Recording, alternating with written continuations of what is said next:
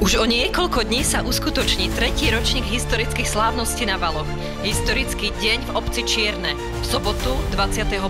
septembra 2024.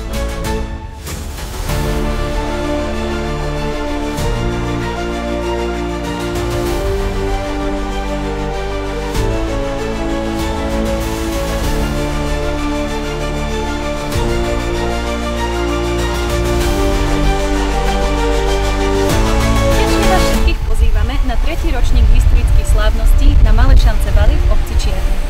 Príďte v sobotu 21. septembra tu, na toto výnimočné miesto, na ktorom je zakopaná naša história. Bránu otvorí Porta Aperta